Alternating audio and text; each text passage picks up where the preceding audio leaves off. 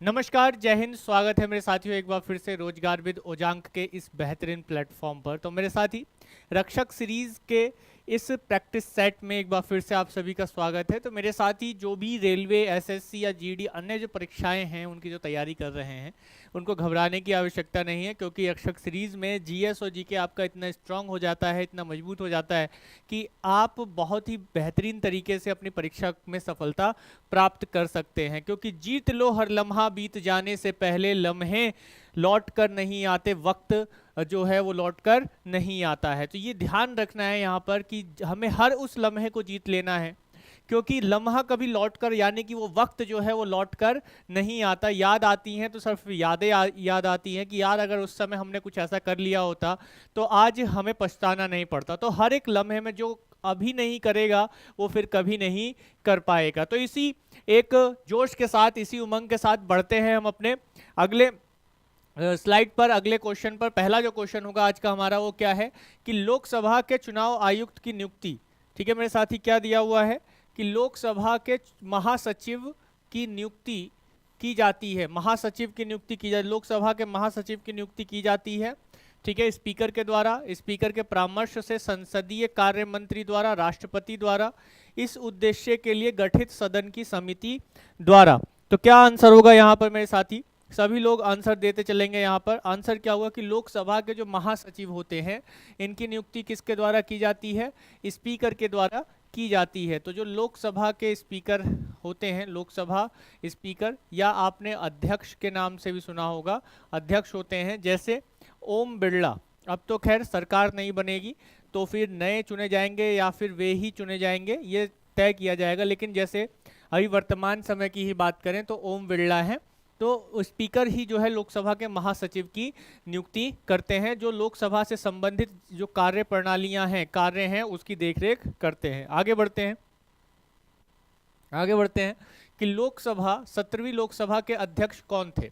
17वीं लोकसभा के अध्यक्ष कौन थे? ओम बिरला, चरणजीत सिंह अटवाल, के रहमान खान या जसवंत सिंह। देखिए 17वीं जो लोकसभा रही, 17वीं जो लोकसभा रही, इसके अध्यक्ष कौन थे?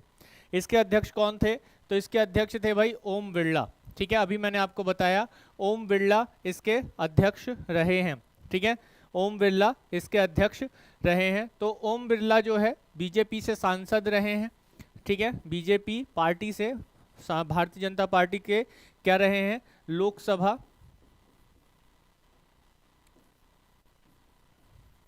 लोकसभा मेंबर रहे हैं, ठीक है, लोकसभा मेंबर रहे हैं। राजस्थान राज्य से यह आते हैं, राजस्थान राज्य से यह आते हैं। एक बार शेयर जरूर करते रहें अपने साथियों में, ठीक है, जो जो मेरे साथी जुड़ रहे हैं वे सभी साथी शेयर कर देंगे अपने मित्रों में, अपने साथियों में। चलते हैं अगले प्रश्न की ओर। अगला प्रश्न है पंचायती राज प्रथम प्रवर्तित किया गया, प्रवर्तित यानी इंट्रोड्यूस किया गया, पंचायती राज को पहली बार कहाँ इंट्रोड्यूस किया? आंध्र प्रदेश में, उत्तर प्रदेश में, हिमाचल प्रदेश में या राजस्थान में किया गया था? तो कहाँ किया गया था? राजस्थान में किया गया था। राजस्थान में 2 अक्टूबर 1959 को नागौर, राजस्थान, नागौर राजस्थान में इंट्रोड्यूस किया गया, ठीक है। इसके लिए किसकी सिफारिश पर किया गया था ये? तो ये किया गया था बलवंत राय मेहता समिति की अनुशंसा पर ये किया गया था। कहाँ किया गया था? राजस्थान में ये किया गया था, ठीक है। तो आंध्र प्रदेश में, उत्तर प्रदेश में या हिमाचल प्रदेश में, तो कहाँ? राजस्थान में ही किया गया था। दूसरा जो किया गया था वो आंध्र प्रदेश के महबूब नगर में किया गया था, महबूब नगर में किया गया था आंध्र प्रदेश के। अभी तो यह महबूब नगर कहाँ? तेलंगाना में चला गया है, लेकिन यहाँ जो किया गया था 11 अक्टूबर 1959 को किया गया था, ठीक है, 11 अक्टूबर 1959 को किया गया था। यानी कि एक जो किया गया वो नागौर में किया गया, फिर उसके बाद दूसरा महबूब नगर में किया गया। आगे बढ़ते हैं, नेक्स्ट क्वेश्चन लेते हैं। मेरे साथी सभी जो है एक बारी शेयर कर देंगे, और जोरदार तरीके से जिन्होंने अभी तक लाइक नहीं किया लाइक ठोक देंगे, और कमेंट में जरूर बताएंगे कि ये क्लासेस आपके लिए कितनी लाभकारी हो रही हैं। आगे बढ़ते हैं, अगला क्वेश्चन लेते हैं। पंचायती राज का प्रधान लक्ष्य है, पंचायती राज का प्रधान लक्ष्य क्या है? ग्रामवासियों के बीच प्रतिद्वंद्विता को बढ़ावा देना, चुनाव में लड़ने के लिए ग्रामवासियों को प्रशिक्षण देना, ग्रामवासियों में शक्ति का विकेंद्रीकरण करना, या उपयुक्त में से कोई नहीं। तो बहुत ही बेहतरीन प्रश्न है। प्रश्न का उत्तर क्या है? डिसेंट्रलाइजेशन ऑफ पावर, ग्रामवासियों में शक्ति का विकेंद्रीकरण करना इसका उत्तर होगा। क्योंकि हम सभी जानते हैं हमारे देश में 3 स्तर पर सरकारें हैं। एक केंद्र स्तर पर सरकार है, दूसरी राज्य स्तर पर सरकार है, और तीसरा जो है स्थानीय स्तर पर सरकार है, स्थानीय सरकार। ठीक है, एक स्थानीय सरकार होती है। स्थानीय सरकार में पंचायत आ जाती है, और दूसरा जो है नगर पालिका आ जाती है। ठीक है, दूसरा नगर पालिका आ जाती है। तो ये 3 स्तरों पर हमें सरकारें दिखाई देती हैं। क्लियर है बात यहाँ तक? चलिए, तो यहाँ पर क्या है कि शक्तियों का बंटवारा किया गया, शक्तियों का विकेंद्रीकरण, यानी कि ग्रामवासियों को भी अपने निर्णय लेने के लिए कुछ शक्तियाँ दी गई हैं, कुछ अधिकार दिए गए हैं। तो वही क्या है कि ग्रामवासियों में शक्ति का विकेंद्रीकरण, कुछ नियम बनाने के लिए उनको राइट दिए गए हैं। आगे बढ़ते हैं। पंचायती राज को के अंतर्गत स्वशासन की इकाई, यूनिट ऑफ सेल्फ गवर्नमेंट के रूप में संगठित किया गया। पंचायती राज को के अंतर्गत, किसके स्वशासन के अंतर्गत के रूप में, किसके रूप में किया गया, किसके रूप में गठित किया गया? एक स्वशासन की एक इकाई के रूप में संगठित किया गया। ठीक है, किसके रूप में किया गया? किसमें किया गया? भारतीय संविधान के मूल अधिकारों में है, या प्रस्तावना में है, या राज्य के नीति निदेशक तत्वों में है, या भारतीय संविधान के 73वां संशोधन में हमें दिखाई देता है? तो मेरे साथियों ये दिखाई देता है भारतीय इंडियन कॉन्स्टिट्यूशन, इंडियन कॉन्स्टिट्यूशन यानी कि भारतीय संविधान, भारतीय संविधान के 73वें, भारतीय संविधान में 73वां संशोधन किया गया, 73वां संशोधन हुआ। और ये जो संशोधन हुआ वो 1992 में हुआ। इन संशोधन में जो विषय थे उन विषयों को लागू किया गया 24 अप्रैल को, 24 अप्रैल 1993 में लागू किया गया। और यही कारण है कि 24 अप्रैल को राष्ट्रीय पंचायती दिवस मनाया जाता है। ठीक है, राष्ट्रीय पंचायती दिवस मनाया जाता है। क्लियर है? तो इसी में एक स्वशासन की इकाई के रूप में 73वें संविधान संशोधन के माध्यम से इसे क्या किया गया मेरे साथियों? इसे संविधान में ऐड किया गया। और इसी संविधान संशोधन के माध्यम से संविधान में एक नई अनुसूची, 11वीं अनुसूची को जोड़ा गया, 11वीं अनुसूची को जोड़ा गया। और ये 11वीं अनुसूची में पंचायतों को लेकर 29 विषय बताए गए हैं, जिस पर पंचायत अपने अधिकारों का उपयोग कर सकते हैं, अपना कानून बना सकते हैं, नियम बना सकते हैं। चलिए साथी आगे बढ़ते हैं। भारत में संघीय वित्त यानी फेडरल फाइनेंस संबंध रखता है राज्यों के बीच वित्त से, राज्यों एवं केंद्र के बीच वित्त से, केंद्र एवं स्वशासित सरकारों के बीच वित्त से, या उपयुक्त में से कोई नहीं। तो भारत में संघीय वित्त यानी कि फेडरल जो फाइनेंस है वो किससे संबंध रखता है? उसका संबंध किससे है? ठीक है, जो फेडरल फाइनेंस की अगर हम बात करते हैं तो ये राज्यों और केंद्र के बीच वित्त से है। यानी कि केंद्र और राज्यों के बीच में, राज्यों के मध्य किस प्रकार से वित्त का आदान प्रदान हो रहा है, वित्त का आदान प्रदान हो रहा है, इसको यहाँ इस चीज में डिनोट किया गया है। ठीक है मेरे साथी, चलिए आगे बढ़ते हैं, तेजी के साथ बढ़ते हुए जा रहे हैं। तो इसी प्रकार से तेजी के साथ आप सभी लोग शेयर भी करते चले जाएंगे मेरे साथी, और रुकना नहीं चाहिए। शेयर इतना करो कि सब्सक्राइबर्स हमारे बहुत ज़्यादा बढ़े, अधिक से अधिक बढ़े, तभी हमारा भी मनोबल बढ़ता है कि भाई आप लोगों के लिए अदर मैथ्स की क्लासेज एंड अदर क्लासेज जो है फटाफट स्टार्ट कर दी जाए। आगे बढ़ते हैं मेरे साथी। भूमि सुधार के विषयों के अंतर्गत है, भूमि सुधार किस विषयों के अंतर्गत है? संघ सूची, संवर्ती सूची, राज्य सूची, या इनमें से कोई नहीं। तो आंसर क्या होगा यहाँ पर? राज्य सूची होगा, स्टेट लिस्ट। जो भूमि सुधार है, जो लैंड रिफॉर्म है, जो लैंड रिफॉर्म है, ये किसके अंतर्गत आता है, ये स्टेट लिस्ट के अंतर्गत आता है। ठीक है, स्टेट लिस्ट के अंतर्गत आता है। भूमि सुधार, भूमि सुधार के संबंध में हम सभी लोग जानते हैं कि आज़ादी के बाद से ही इस पर, आज़ादी के दौरान भी और आज़ादी के बाद भी इस पर कई सारे कार्य किए गए, कई कानून बने, और भूमि सुधार ही ऐसा विषय रहा जिसके कारण आप देखते हैं कि देश के संविधान में प्रथम संशोधन हुआ। ठीक है, पहला संशोधन किया गया 1991 में, 1951 में। ठीक है, 1951 में पहला संशोधन किया गया। जो 1951 में पहला संशोधन किया गया, ठीक है, लैंड रिफॉर्म स्टेट लिस्ट, ठीक है, प्रथम संशोधन जो किया गया 1951 में किया गया। तो 1951 में जो पहला संशोधन किया गया, तो इसके द्वारा संविधान में 9वीं अनुसूची को जोड़ा गया, 9वीं अनुसूची को जोड़ा गया। ठीक है, 9वीं अनुसूची को जोड़ा गया। तो यहाँ पर आप देख सकते हैं कि जो भूमि सुधार है, इसका संबंध किससे है, राज्य सूची से इसका संबंध होता है। आगे बढ़ते हैं। यदि भारत का राष्ट्रपति त्यागपत्र देना चाहे तो वह किसे लिखेगा।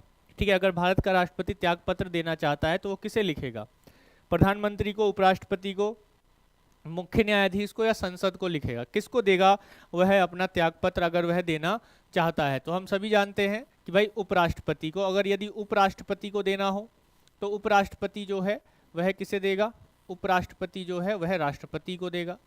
ठीक है, वह राष्ट्रपति को यह पद त्यागपत्र देगा। और अगर राष्ट्रपति को देना है तो हम देखते हैं कि भाई उपराष्ट्रपति को देगा। आगे बढ़ते हैं नेक्स्ट क्वेश्चन में कि निम्नलिखित में से किसकी सिफारिश पर संविधान सभा का गठन किया गया। ठीक है, क्रिप्स योजना, बेवेल योजना, माउंटबेटन योजना या कैबिनेट मिशन।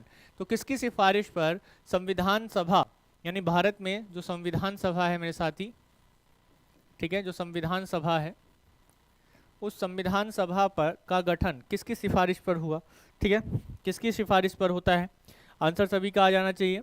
ठीक है, तो कैबिनेट मिशन, ठीक है, किसके सिफारिश पर होता है, कैबिनेट मिशन, कैबिनेट मिशन के सिफारिश पर होता है, कैबिनेट मिशन की सिफारिश पर ये होता है। आगे बढ़ते हैं।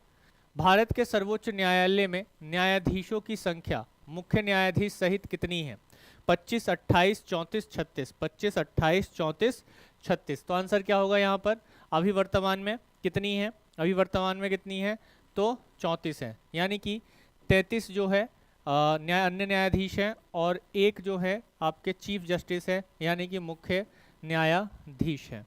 ठीक है, मुख्य न्यायाधीश हैं। तो यहाँ पर आपको पता होना चाहिए अभी वर्तमान में सर्वोच्च न्यायालय में न्यायाधीशों की संख्या 34 है। आगे बढ़ते हैं। गांधी जी का विश्वास था कि सत्याग्रह का अर्थ है, किसका सत्याग्रह का अस्त्र है।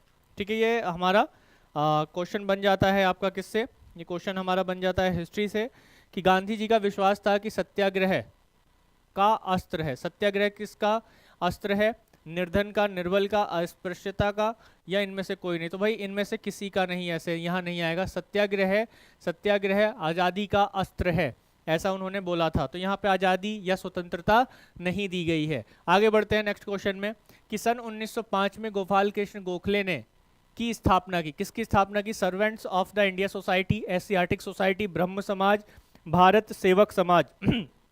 आंसर आना चाहिए सभी का, किसकी स्थापना की थी गोपाल कृष्ण गोखले ने, Gopal Krishna Gokhale servants of India society की स्थापना 1905 में की थी। और गोपाल कृष्ण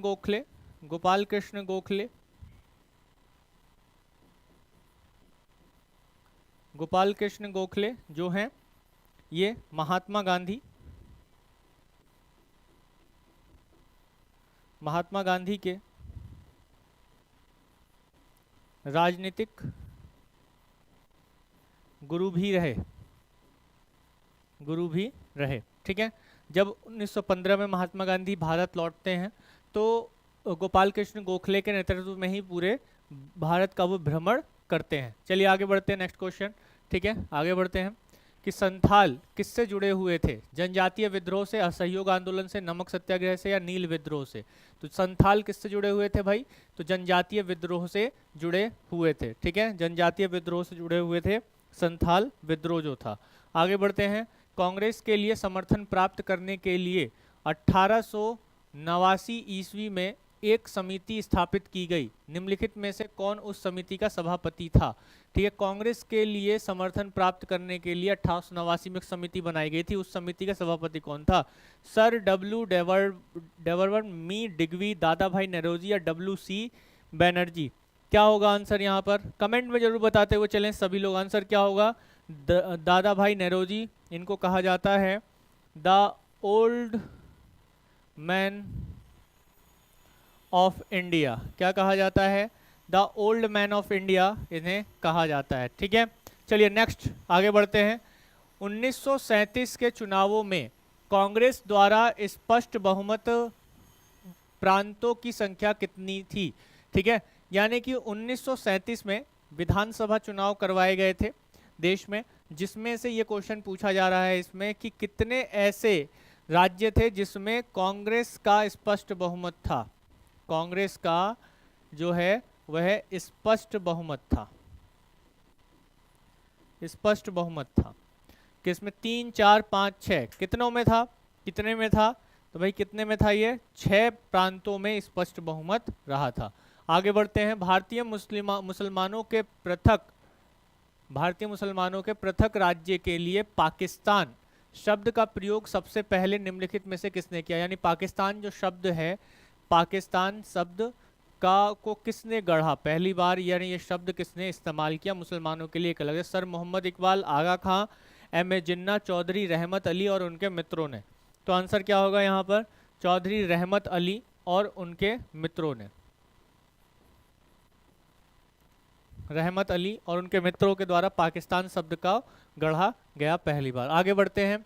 अंग्रेज राजपूत राज्यों में 1857 के विद्रोह को दबाने में सफल रहे।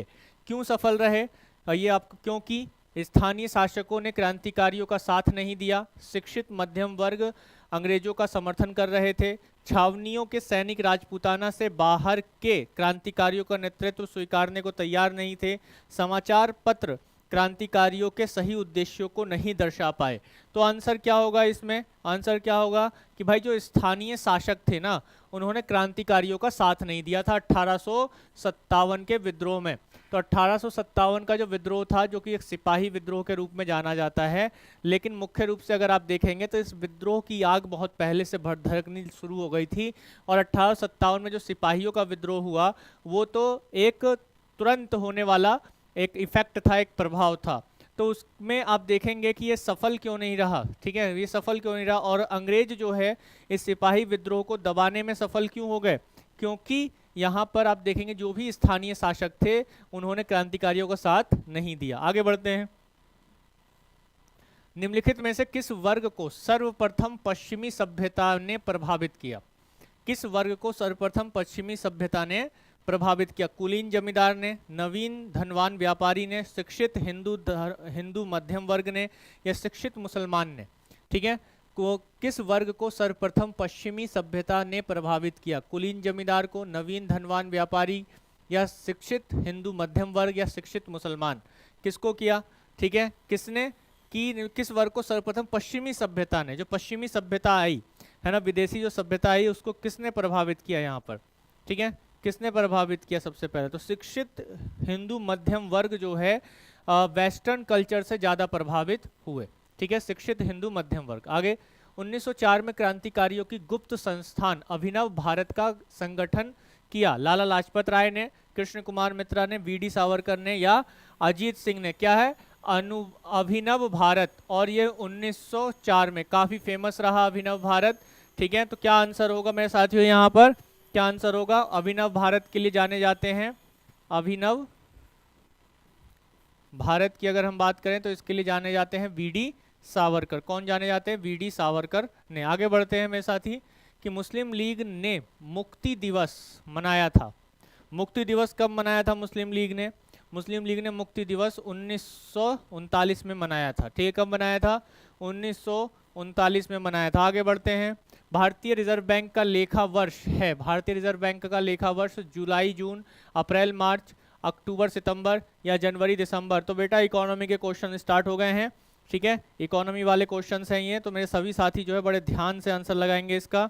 ठीक है, बड़े ध्यान से आंसर लगाते हुए चलेंगे मेरे सभी साथी। ठीक है, कब स्टार्ट होता है? अप्रैल, भारतीय रिजर्व बैंक का लेखा वर्ष कब स्टार्ट होता है? अप्रैल से मार्च में स्टार्ट होता है। आगे बढ़ते हैं, बिटकॉइन क्या है? तो बिटकॉइन भारत की नई मुद्रा है, डिजिटल करेंसी है, यूएसए का सिक्का है या आईएमएफ की मुद्रा है? तो क्या है ये? एक बिटकॉइन डिजिटल करेंसी है। क्या है? डिजिटल करेंसी है। हॉलमार्क का चिन्ह किन उत्पादों पर लगाया जाता है? खाद्य पदार्थ पर, पर्यावरण मित्र उत्पाद पर, पेट्रोलियम पदार्थ पर या स्वर्णाभूषण पर? तो आंसर क्या होगा यहाँ पर? स्वर्ण आभूषण पर लगाया जाता है। हॉलमार्क चिन्ह स्वर्ण आभूषण यानी कि जो सोने के आभूषण होते हैं, ठीक है, सोने के आभूषण होते हैं, उनकी शुद्धता की पहचान को बताता है। सोने की शुद्धता की पहचान,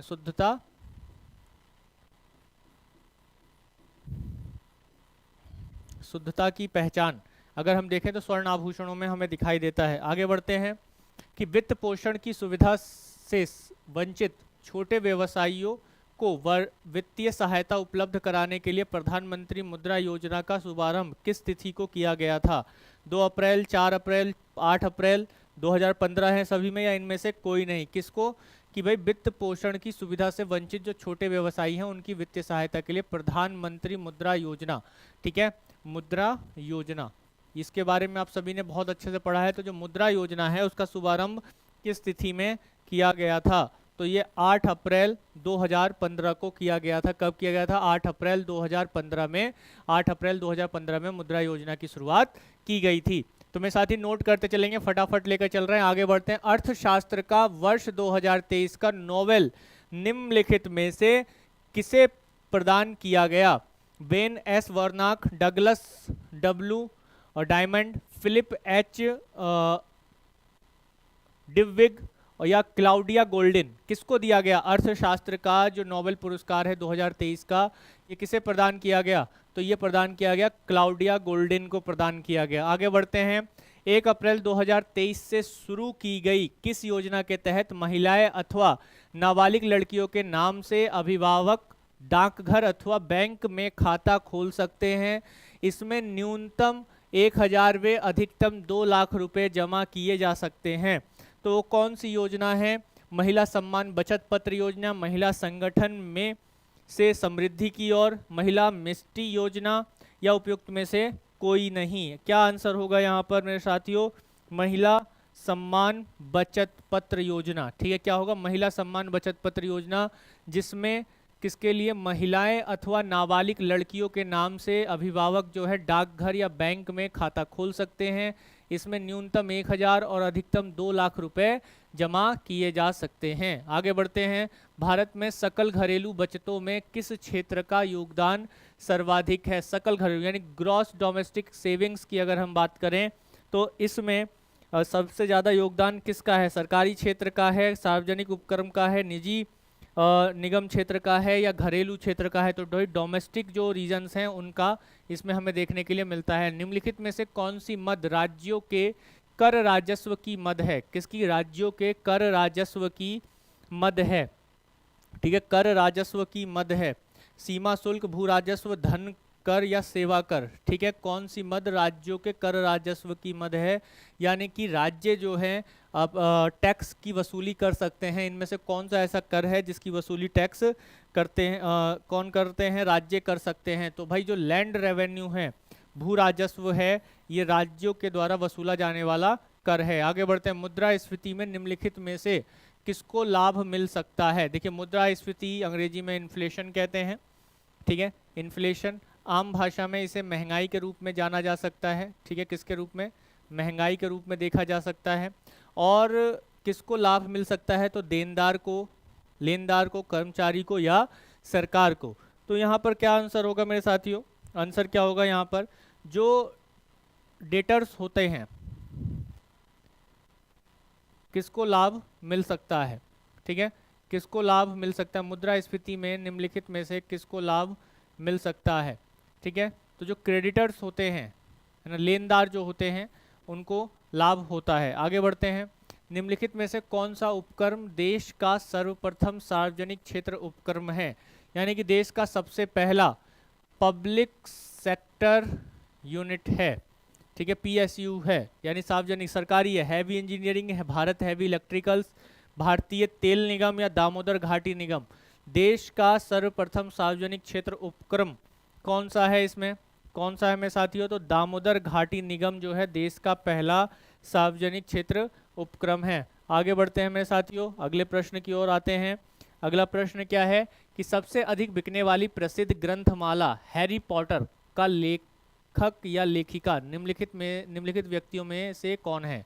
रिचर्ड बॉर्नसन, जेके राउलिंग, ब्रूस चॉर्टविन या माइकल ओंदाजे? कौन है? आंसर सभी का आना चाहिए मेरे साथियों, ठीक है, आंसर सभी का आना चाहिए। क्या आंसर होगा इसका? क्या आंसर होगा?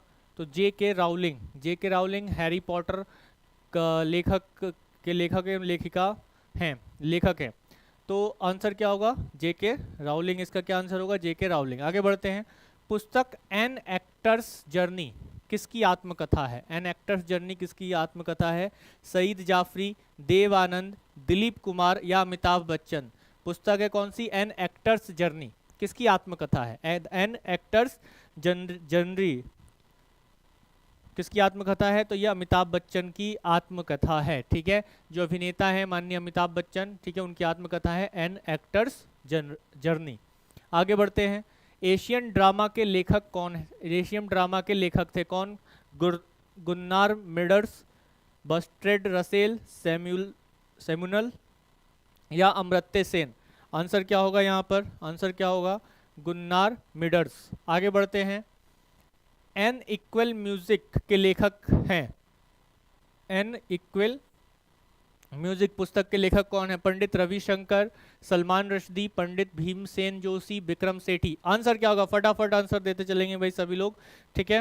क्या आंसर होगा यहाँ पर? तो यहाँ आंसर होगा विक्रम सेठ, ठीक है, Vikram Seth N equal music के लेखक हैं। आगे बढ़ते हैं। द डिस्कम्फर्ट ऑफ इवनिंग पुस्तक के लेखक का या लेखिका कौन है? ठीक है, द डिस्कम्फर्ट ऑफ इवनिंग, इसके लेखक और लेखिका कौन है? आंसर आना चाहिए सभी का। आंसर क्या होगा?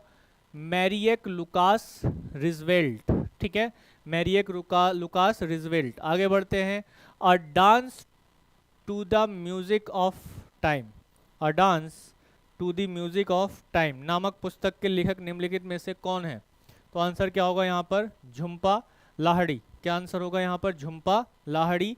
ए dance to the music of time पुस्तक के लेखक ये हैं। आगे बढ़ते हैं। फर्स्ट पर्सन पुस्तक का लेखक निम्नलिखित में से कौन है? फर्स्ट पर्सन पुस्तक का लेखक निम्नलिखित में से कौन है? फर्स्ट पर्सन कौन है? व्लादिमीर पुतिन, ठीक है, श्री व्लादिमीर पुतिन, जो कि रशिया के राष्ट्रपति हैं, प्रेसिडेंट है, इनके द्वारा लिखी गई किताब है फर्स्ट पर्सन। आगे बढ़ते हैं। Next question. Memories of medicine, ठीक है, मेमोरीज ऑफ मेडिसिन के लेखक कौन है? Khushwant Singh, Andrews मैकविल, Robert right या जॉन कीरी? आंसर क्या होगा? खुशवंत सिंह, ठीक है, आंसर क्या होगा? खुशवंत सिंह। रिसेंटली इनकी डेथ भी हो गई है, तो क्वेश्चन बनने की संभावना बहुत ही ज़्यादा है। मधुशाला के रचयिता कौन है? जयशंकर प्रसाद, रामधारी सिंह दिनकर, महादेवी वर्मा या हरिवंश राय बच्चन? बहुत ही प्रसिद्ध किताब है ये, ठीक है, रचना है बहुत ही प्रसिद्ध हरिवंश राय बच्चन जी की। आगे बढ़ते हैं।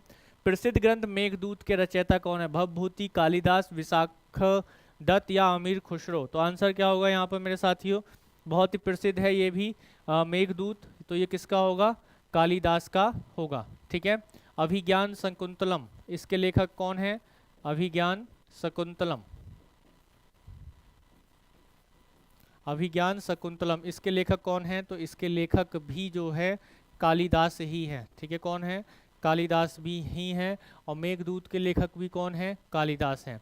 तो मेरे साथियों, ये आज आपके जो प्रश्न हैं, ठीक है, जो 40 प्रश्न हैं वो आपके इसमें हो जाते हैं, ठीक है, इसमें 40 प्रश्न आपके ये हो जाते हैं। तो इसमें जो 40 प्रश्न हैं वो आपने देख लिए इसमें, और इसके साथ साथ हम लोग ये भी देख पा रहे हैं कि ये 40 प्रश्न बहुत ही बेहतरीन प्रश्न रहे हमारे। और जो ये बेहतरीन प्रश्न रहे, तो हालांकि आशा करता हूँ कि आज हम लोग लाइव नहीं ले पाए, लेकिन हाँ, ये रिकॉर्डेड वीडियो, ये वीडियो जो है, वीडियो के माध्यम से आप सभी तक पहुंच गई है।